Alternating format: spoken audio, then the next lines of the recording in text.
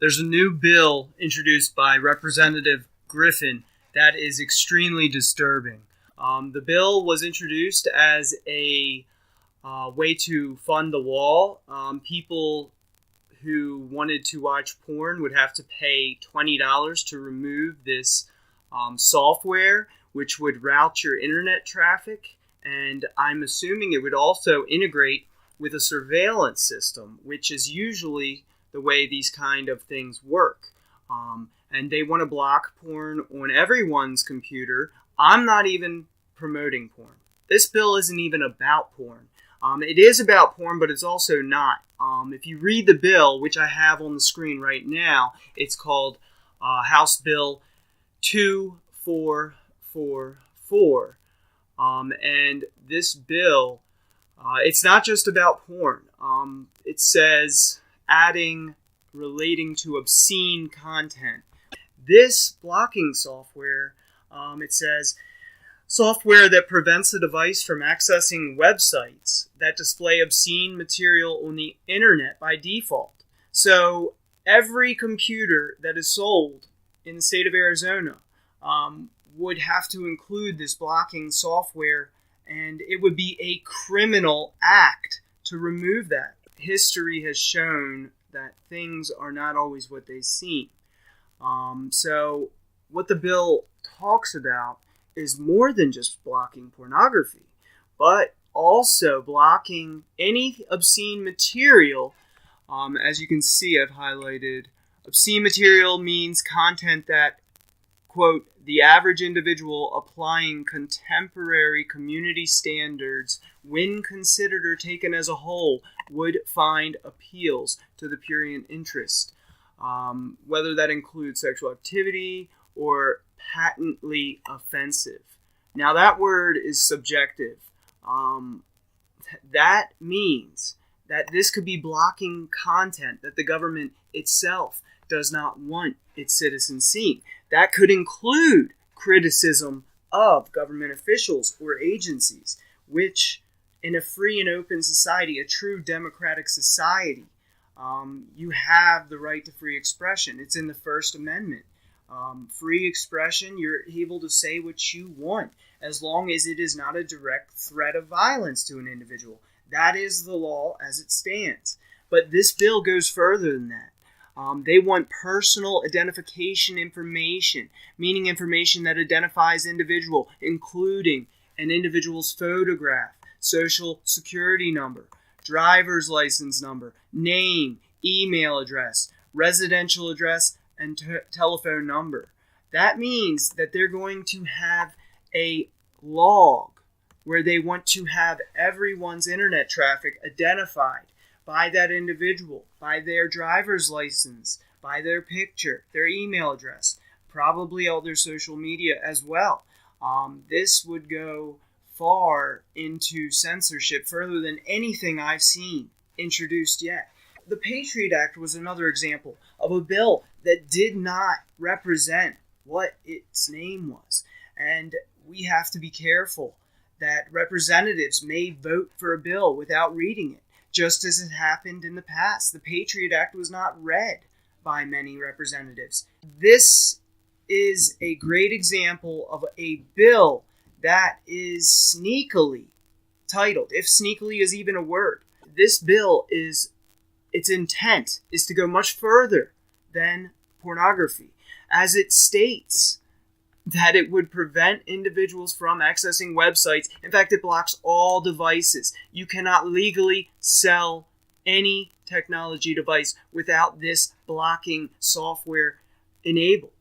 And if you try to disable it or remove it, it's a criminal charge. Meaning, if you buy a computer and you want to put Linux on it, for example, which I run Linux, it does not collect your information like Windows does. Windows collects your information for advertisers, but as we saw in the 2016 election, those supposed advertising browsing habit collections actually went towards intelligence operations. This would create a vulnerability. America, the land of free expression, a land where you should be able to speak your ideas, and a land where people have historically had to break a couple rules sometimes to create that innovation. For example, Apple, the computer company, Steve Wozniak, they used to sell blue boxes, which would allow them to make free phone calls. Now, keep in mind, they were in their youth. They were not running Apple yet. This is what got them interested, though. And with that innovation came more innovation, and it brought us what we know as the Mac computer today and the iPhone. So, restrictions, they put a hold on creativity. In essence, censorship prevents people from speaking controversial ideas. It restricts the mind from thinking outside of the box. It acts as a mental barrier to creativity. So this law should not be even up for vote. The fact is, they're using human trafficking and child exploitation as an excuse for internet censorship.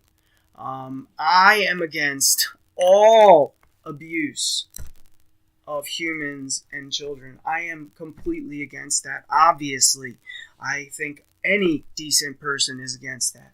But the reality is, this bill comes out as a method to fund the wall, but it also is requiring censorship of all U.S. citizens. They have titled this act the Human Trafficking and Child Exploitation Prevention Act. Sounds pretty ethical to me. I'm completely against human trafficking and child exploitation. But the bill is not what it seems. The bill by Representative Gail Griffin, this bill, HB 2444, is blocking anything the government finds obscene. And that can be an opinion. If they are blocking and censoring citizens from expressing wrongdoing, whistleblowing, stuff like that, that will place major restrictions on American life. And I want to go over real fast the fact that similar things are happening in Israel. Israel has a bill to block porn. That is what they title it as well. But as well, Israel is known for implementing military censorship. America, on the other hand, is known as a society known for its free press. Regarding recent stories, I'm not so sure you can call it a free and open press as much as it used to be. This bill, obviously Netanyahu's raising red flags, anti-porn bill amid web privacy concerns. Because the reality is, these type of bills create an entirely new form of censorship. Basically, we do not want children to be exposed to offensive content. But my concern is the internet, a place where there is currently no government regulation, will be regulated. And this is one issue I agree with Netanyahu on. I may not always agree with the guy, but he is right about the privacy concerns. They are trying to route traffic through their system. And by doing so, they have, in the bill for the U.S., have required the social security number, the picture, the driver's license number, the email address, the address, the telephone number. So basically, it's something similar to something you would see in a police state or a military dictatorship. I do not think this is a bill America should be putting on the table.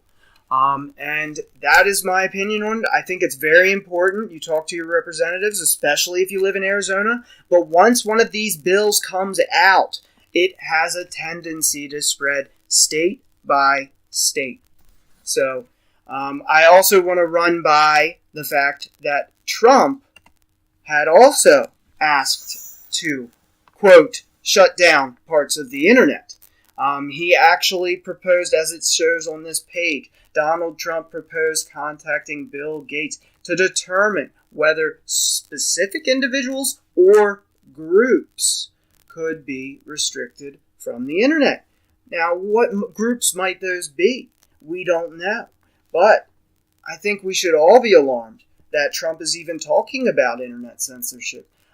As you can see here, Breitbart agrees, because Breitbart always agrees when Donald Trump says something, because Breitbart was started in a nation where support for Donald Trump is higher than in the U.S., and I'm speaking of Israel. Now, I actually think Israel is a great ally in many ways. I do have criticisms, of course, as I do with every nation. But I think we should all be alarmed by Trump talking about shutting down parts of the internet.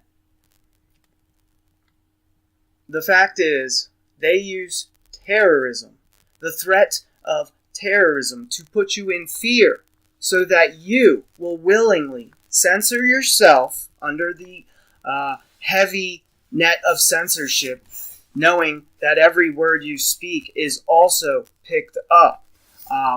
We know the way this works. The Patriot Act would have never passed if it were not for 9/11, and they took, as Emmanuel, the mayor of Chicago, stated, never let a crisis go to waste. We have to be careful. Once these types of bills start passing, there is no knowing where it will end. They start with just censoring porn and obscene content. Next, it is censoring political criticism. We have to ask ourselves, what kind of nation do we want to live in? Do we want to live in a free and open society, or do we want to live under a totalitarian dictatorship? Because in the end, if we continue allowing violations of our rights, that is where we will end up. And it may be under the veil of secrecy. They're not going to tell you you're living under a dictatorship. But if you look and you pay attention, not just to mainstream media, but channels like Your Privacy TV, here, we want to explore some of these controversial issues. The fact is, they're using Islamic State as a method and an excuse to censor normal, everyday citizens. And that is what I wanted to share with you guys today, because I think it is so important that you write your representatives and tell them you support a free and open internet. You do not support censorship.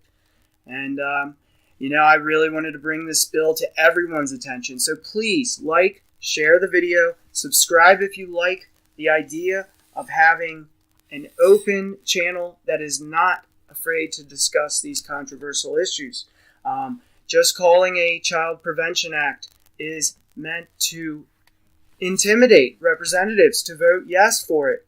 And the fact that, as you see on the page, this is the actual bill, mind you, anything will be blocked that the average individual applying contemporary community standards, when considered or taken as a whole, would find appeals to the prurient interest. What does that mean? A lot of junk words put together to confuse you. But the reality is, community standard blocking is already implemented across the technology social media sector, and we need to be aware of this. We need to fight back against it. And I thank you for watching, and I will talk to you later. Please subscribe, and share the video.